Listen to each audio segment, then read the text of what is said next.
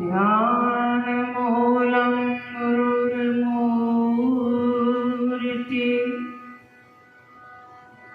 पूजा मूलम गुरुर्पदम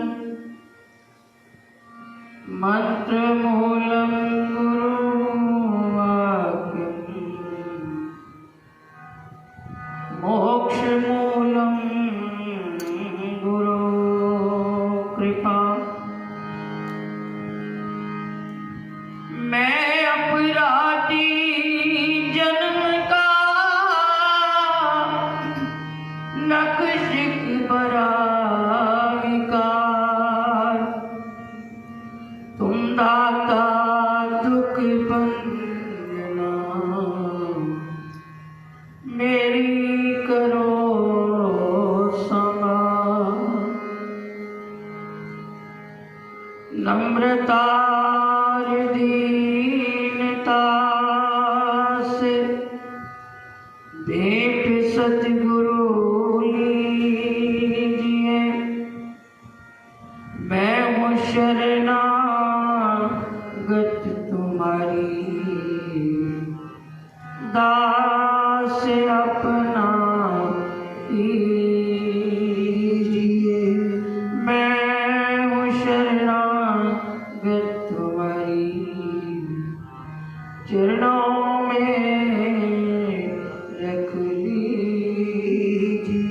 बोलो साचे दरबार की जय। और ये श्री नगली निवासी भगवान की जय। और ये श्री स्वामी जी महाराज की जय। गुरु महाराज जी के पावन पवित्र चरणों में हम सब गुरु महाराज जी का दर्शन दीदार और उनके नाम का गुणगान कर रहे हैं। यह जीवन अनमोल है, क्योंकि ये परमात्मा की कृपा से हम सबको ये प्राप्त हुआ है। सबसे पहले ईश्वरी कृपा हम पर हुई, हमें मानुष जीवन हरि कृपा से प्राप्त हुआ। दूसरी कृपा सद्गुरु की,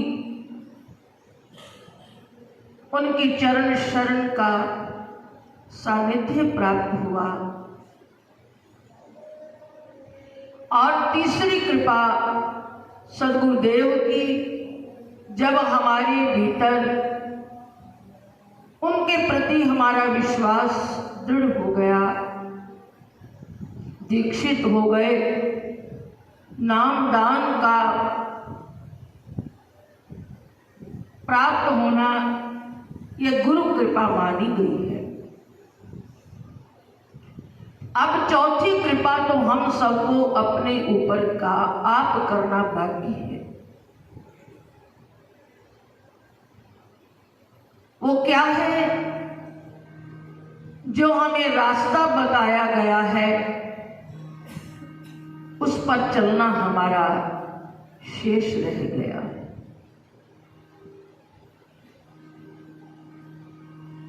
संक्रांति के सत्संग में भी ये मन में भाव था कि एक किसान के पास बहुत सी जमीन है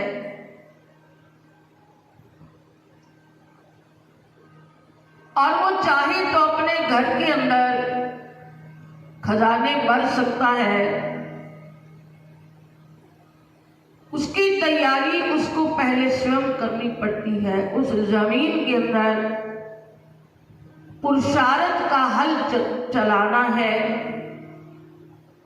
फिर कर्म का बीज आरोपण करना है। पहला अपना पुरुषार्थ, फिर परमात्मा की कृपा की इंतजार करनी है। कि वो वर्षा बनकर अपनी कृपा बरसाए और उस किसान की मेहनत रंग लाए और उसके घर में अनाज भरपूर आता है। ये एक उदाहरण है। हमारे पास जमीन क्या है? मानुष जीवन का प्राप्त होना। ये हम सब सुनते चले आए हैं ग्रंथों के अंदर, संतों के मुख से। एक मानुष शरीर को छोड़कर बाकी जितनी योनियां हैं वो भोग योनियां हैं। केवल अपने पूर्व जन्मों के कर्मों का फल भोगना उनके हिस्से में आया है। इसमें दो बातें हैं। मान लो किसी जीव ने अपने पूर्व जन्म के अंदर कुछ अच्छे भी किए हैं, कुछ बुरे भी किए हैं। क्या होगा? वासना के अनुसार जिस शरीर की प्राप्ति होती है, पूर्व जन्म में अच्छे कर्मों का उस शरीर में भी उसको परिणाम मिलता है। उदाहरण है, एक गली के कुत्ते को कोई टुकड़ा नहीं डालता, किसी घर में पलने वाले कुत्ते को बराबर भोजन मिलता है। शरीर उसका भी कुत्ते का है, शरीर वो भी कुत्ता है। एक को उसकी खुराक मालिक बिना मांगे देता है। आपको पता है इन बातों का, दुनिया में देखने को बहुत समझ में आती है। अब एक गली में घूमने वाले कुत्ते को टुकड़ा कोई नहीं डालता। शरीर मिला है, अंतमता से गता के अनुसार कुत्ता बन गया। भोग योनि है, लेकिन पूर्व जन्म का कोई अच्छा कर्म उसको भोजन मिल रहा है, गाड़ियों में घूमने को भी मिल रहा है। यह आप लोग दुनिया के अंदर ये सब बातें हमारे सामने प्रत्यक्ष प्रमाणित हैं। लेकिन मानुष जीवन का प्राप्त होना ये कई जन्मों के पुण्य कर्मों का परिणाम है। गुरबाणी के अंदर श्लोक आता है, गुरु सेवा ते भगति कमाई, तब मानुष देही पाई। इस देही को सिमरे देव, सो देही भज हर की सेव। भजो गोविंद भूल मत जाओ, मानुष जन्म का यही नाम। गुरबाणी कहती गुरु सेवा ते भक्ति कमाई। कई जन्म हमने कुछ ऐसे कर्म किए जिसके परिणाम स्वरूप तब ये मानुष देही पाए, ये मानुष जीवन मिला। इस देही को सिमरे देव। अब मैंने तो पशु के लिए ये बात कह दी, ग्रंथ तो कह रहे हैं ये मानव जीवन देवताओं को भी दुर्लभ है। बड़े भाग मानुष तन पावा, सुर दुर्लभ। सुर देवता को कहा जाता है, ये देवताओं के लिए भी दुर्लभ है। अब ये भी यही बात जो पशुओं के प्रति लागू है, ये देव योनि में भी मौजूद है। उनके जीवन में किए गए सुकृत पुण्य कर्म के अनुसार उनको स्वर्ग का सुख मिलता है। और स्वर्ग का सुख जो मिला है वो उतनी देर के लिए मिला है जितने उसके पुण्य कर्म है, उनके बाद फिर इस मातलोक में आना होगा। मानुष जीवन को इन दोनों से ऊपर क्यों माना है? यहां हम अपनी प्रारब्ध के अनुसार सुख भी ले रहे हैं, लेकिन आज इस मानुष जीवन के अंदर हमारे द्वारा किया गया कर्म फिर बीज भी बन रहा है। कर्म जो किया जा रहा है वो बीज भी है, वो बीज आरोपण भी हो रहा है और पिछला हम भोग भी रहे हैं। इसलिए इस मानुष देही को पशु से बढ़कर तो है ही, अब देवताओं से बढ़कर भी माना है। अब उस देही को प्राप्त हम सब ने किया, ईश्वरी कृपा हुई, दूसरी संत कृपा हुई, कहीं ना कहीं सत्संग की प्राप्ति का हो जाना, किसी संत के चरणों में बैठकर सत्संग श्रवण करना, ये संत कृपा दूसरी कृपा मानी है। सत्संग श्रवण करते करते किसी संत के प्रति श्रद्धा भाव बनने के बाद दीक्षा का मिल जाना, ये फिर गुरु कृपा माना गया। अब चौथी कृपा तो एक गुरुमुख को अपने ऊपर स्वयं उपकार करना, अपनी आत्मा के ऊपर उपकार करना है, जो ये चाहती है कि अब की बार मैं इन कर्म बंधन से सदा सदा के लिए आजाद हो जाऊं। बस आजाद होने का यही एक साधन है। इस मानुष जीवन के अंदर अपने आप को अपने गुरुदेव के वचनों के किले में बांध ले। अभी भजन आपने सुना कि प्रभु की करना है दुनिया दे ताजा हो, तेरे दर्दी गुलामी अच्छी है। गुलामी क्यों अच्छी मानी है? वैसे तो गुलाम होना अच्छा नहीं, लेकिन तुलना करनी है। गुलामी कौन चाहता है कि मैं गुलाम हो जाऊं? पराधीन सपने और सुख नाही, रामायण कहती है। पर सदगुरु के चरणों की पराधीनता का अर्थ क्या है? सदगुरु की पराधीनता में सिर्फ ये है कि हमने उनके अनुसार जीवन बनाना है, अपनी मनमानी नहीं करनी। गुरु कहे सो कार कमावे, गुरु की करनी काहे धावे। अपनी मनमानी से हम बचना शुरू हो गए तो सीधी बात है गुरुमुख बनते चले जाएंगे। क्या होगा? उनकी पराधीनता क्या कहती है? जैसे मैंने कई बार आपको श्री गुरु महाराज जी नगली निवासी भगवान के जीवन चरित्र की एक कथा बहुत बार सामने आपको ध्यान में आती है। श्री गुरु महाराज जी अपने चरण शरण में अपने शिष्यों के मन की बातों को पढ़ने के बाद कुछ उनके सामने कोई सवाल रखता नहीं था, बिना कुछ कहे उनको सवाल का उत्तर मिलता था।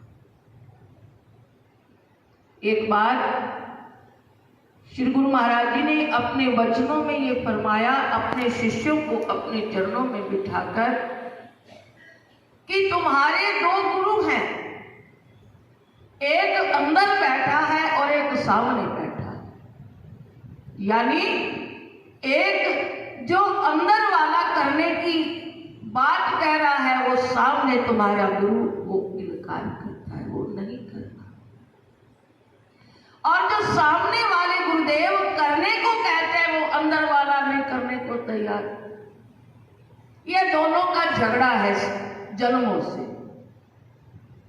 और इस झगड़े के झंझट में हम परेशान हैं। गुरुदेव जो कहते हैं वो हम नहीं कर पाते, और जो मन कहता है वो हो रहा है। अब जिस दिन हम गुरुमुख होने के धर्म को निभाने के लिए सीधा केवल ये बात भाव मन में रह गया कि बस मुझे वो करना है जो गुरु की आज्ञा है। जैसे राजा गोपीचंद को मां ने फकीरी मार्ग पर जब भेजा, 3 बातें कहकर घर से विदा किया कि बेटा किले में रहना। राजा गोपीचंद सोचने लगे, राजपाट से निकलकर निर्जन वन की ओर जा रहा हूं, मां कह रही है किले में रहना।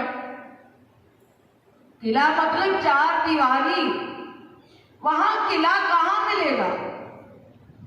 वो तो निर्जन वन की ओर जा रहा हूं, कौन सा किला, कब मिले, कैसे मिलेगा?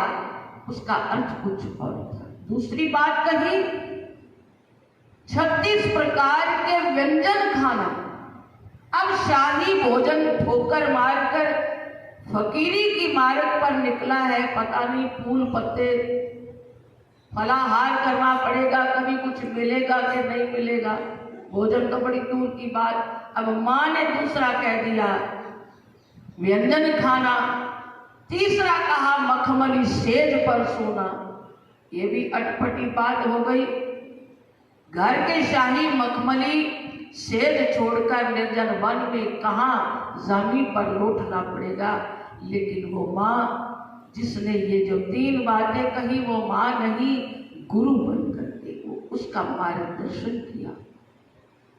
ये कथा आपने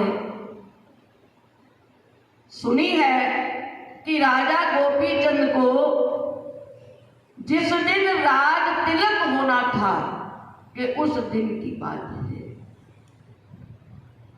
स्नान घर में मां स्नान कराने के लिए अपने बालक को ले गई, चलो बेटा उठो, आज तुम्हारा राज तिलक हो रहा है। स्नान कराने के लेकर गई, वस्त्र उतारे, अभी स्नान की तैयारी है। उस बच्चे के राजा गोपीचंद की पीठ पर पानी की बूंदें पड़ी। सोचने लगा, स्नान घर में बैठा हूं, अभी पानी ऊपर शरीर पर डाला नहीं, ये पानी कहां से आया? वो पानी नहीं था, वो मां की आंखों से आंसू निकल रहे थे।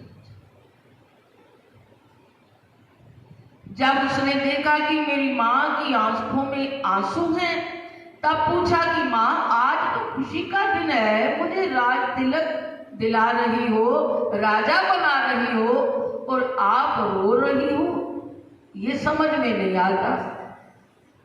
तब मां ने मार्गदर्शन किया। इसीलिए संसार में 2.5 माताओं में 1 नंबर इस मां का आया है। कहते हैं कि राजा गोपीचंद को के पीठ पर जब पानी पड़ा, देखा कि मेरी मां की आंखों में आंसू है। पूछा मां क्या कारण है? उसने कहा बेटा सच तो यही है, जिस सिंहासन पर तू बैठने जा रहा है, कभी तेरा परदादा बैठा था, वो पता नहीं कहां लापता हो गया, ये सिंहासन तो ज्यों का त्यों फिर पड़ा है। फिर तेरा दादा बैठा, वो भी चला गया, वो ये फिर पड़ा है। तेरा पिता बैठा, वो भी चला गया। आज सुख के साथ साथ मुझे वो दुख याद फिर आने लगा। ये पड़ा रहेगा, इसका मतलब तेरा भी ऐसा ही होगा, तू भी चला जाएगा। यानी एक ज्ञान प्रकट हो गया। तब राजा गोपीचंद ने मां से पूछा, मां बता अब मुझे क्या करना मेरे लिए सही होगा? तब उस मां ने ये मार्गदर्शन दिया, बेटा ये मानुष जीवन बड़ा कीमती है, ये सुख ऐश्वर्य ही भोगना हमारे जीवन का उद्देश्य नहीं, कुछ और करना है। फिर मां ने उस बच्चे को भक्ति की राह दिखाई और कहा, जाने लगा बच्चा तो कहा किले में रहना। मां से पूछा किला कहां से आएगा, मुझे तो तुम जंगल में भेज रही हो। तब बताया किला कौन सा किला है? किला है गुरु के वचनों का पाबंदी। इसके अंदर रहेगा तो कोई, जैसे निर्जन वन में तो कौन से शेर, चीते, बघियाड़, जंगली जानवरों से पाला पड़ेगा, लेकिन गुरु वचनों के किले में रहेगा तो काम, क्रोध, लोभ, मोह, अहंकार ये जो है अटैक नहीं करेंगे। ये गुरु के वचनों का किला दिखाया। अब भोजन के लिए कहा। माँ ने सोचा कि जिस राह पर इसको मैं भेजना चाहती हूँ, अगर इसको घर का शाही भोजन याद आ गया तो ये भक्ति से भटकने का डर है। इसलिए माँ ने कहा, भोजन कौन सा कहा कि 56 प्रकार का व्यंजन खाना, यानी तब भोजन करना जब भूख सताने। जब जीव को भूख सताती है तो रात की पड़ी रोटी भी उसको बहुत रस देती है, बिना भूख के व्यंजन भी रस नहीं देते। तीसरा मखमली शेर का कहना यह था, निद्रा के समय उस समय भजन करते, तब करते हुए तब निद्रा लेना जब शरीर अति थकान में चला जाए, फिर तुम्हें जमीन भी वो सुख देगी जो तुम्हें घर की मखमली सेज पर देगा। लेकिन यहां पहली मां बाबा फरीद की, दूसरी मां बालक ध्रुव की, ये कथा लंबी है, लेकिन इस मां का आधा नंबर शास्त्रों ने काट दिया। 28 माताओं का नाम लिखा है। तब काटा जब ये फकीरी वेश में आ गया, भिक्षा मांगने के लिए अपने द्वार पर, मां के द्वार पर आया, तो मां की ममता उमड़ पड़ी। बेटा मेरी आज्ञा पूरी हो गई, घर लौट आओ। तब वो शास्त्रों ने उस मां का आधा नंबर काट दिया। समझने की बात है, प्रसंग तो उस और जा रहा है कि हमें किले में रहना क्यों जरूरी है। पाबंदी इस जन्म के अंदर सतगुरु के वचनों की पाबंदी हमारी आत्मा को सदा सदा के लिए आजादी दिलाएगी, जन्म मरण के बंधन से मुक्त कराएगी, और अब की बार अगर आजाद रहे तो फिर बंधन में आत्मा पड़ जाएगी, पिंजरे में कैद हो जाएगी। तो बस जीवन के अंदर इस वर्तमान समय की कदर करें, इस समय की संभाल करें। गुरु महाराज जी के शरणागति में अपने आप को हमने सबने समर्पित किया है। बस उनके वचनों के अनुसार अपने आप को ढालना है, ताकि हमारा ये जो गुरुमुख होने का जो परिभाषा है वो पूर्ण हो हमारे जीवन के अंदर। आइए मेरे साथ इस भाव को इस भजन के अंदर मिलकर गाएंगे।